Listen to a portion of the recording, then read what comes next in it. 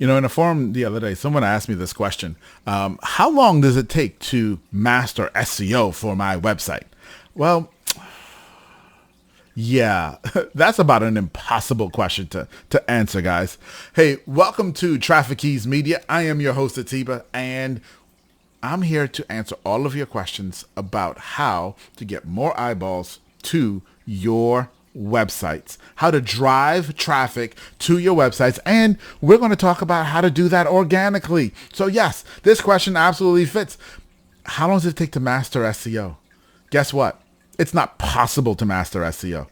I have been in the SEO game for longer than I care to admit. No, I'm joking. I've been in the SEO game literally for the last 13 years, and I've not mastered SEO yet.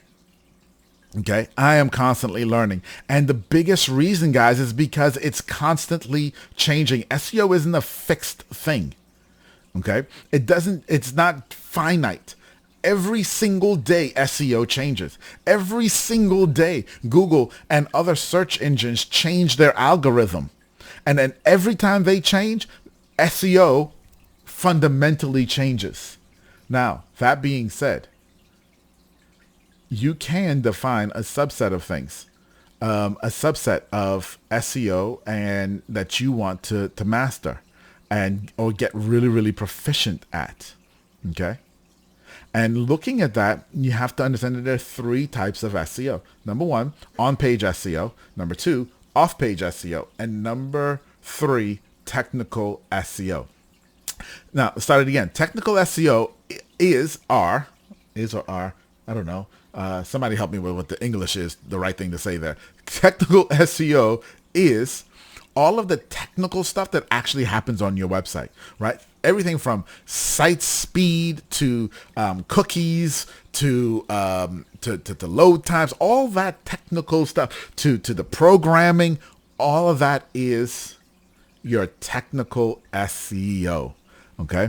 And it's pretty broad. Pretty broad on all the different things, because when you're thinking about technical SEO, it's not just about the website, but it's also about how your website reacts to certain environments. In other words, how does it look on, say, a tablet versus an iPhone versus an Android? And hey, when we get to Android, how does it look on a Samsung device versus some other device, the Google Pixel one? Or is it different on the iPhone 6 versus the iPhone 10? All of that falls under technical SEO. And so yes, you can become very, very proficient in technical SEO. And it will take some time because there's a lot to learn. But here's the key. Here's the key. If you're thinking about your website and you're trying to figure out how much technical SEO do I need to know, or how much technical SEO do I need to master, what you have to do is consider, what are the main browsers and users for my website?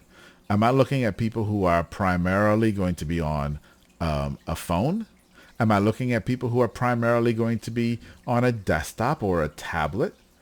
And then that helps you narrow down some of the technical SEO stuff that you have to master. Okay. So for example, I have one client who, when we look at their analytics, 80% of their users are desktop users. 80% of the people. And that's because people are coming there and they're creating carts and purchasing several $1,000s worth of product. And most people don't want to do that on their phone yet. So they'd rather do it on a desktop. So when we look at the technical SEO and the technical needs for their website, we consider first, what are the technical needs for the desktop? Now, doesn't mean that we don't care about the laptop. Sorry, not the laptop, the tablet or the phone. But we will deprioritize some of those things because we know the majority of our user base is going to be on a desktop. So that's technical SEO. Then there's on-page SEO. On-page SEO gets into what your site actually says and how it says it. This is one that I would tell you go all the way in on. Because with your on-page SEO, if you get your technical SEO right, and even if you get your off-page SEO right, if you're on-page SEO, if what your site is actually delivering, what it's actually saying, if the look and feel of it don't appeal to your reader, they're going to leave. And that's no good. So this is the one that you should go all in on. Okay? Because this is the one that considers who is coming to my website and what do they want and how do I deliver that to them. Master that. If you want to master something in SEO, master that. Because that's the most important part. Okay? So that's the on-page. Then you have your off-page SEO. Very simply, off-page SEO is who in the world is talking about you. Are there people mentioning you on social media? Mentioning your website on social media? Are there other websites that are linking to your websites, which is also called your backlinks or your backlink profile, right? Who is talking about you? Who has a link to you? That's what it means to talk about a website. Put a link on it, on your property to that website, okay? Who is linking to you out there? Now, you can spend a lot of time and a lot of money trying to get people to link to your website. And in some cases that you should. Okay? Because in some cases it's worthwhile.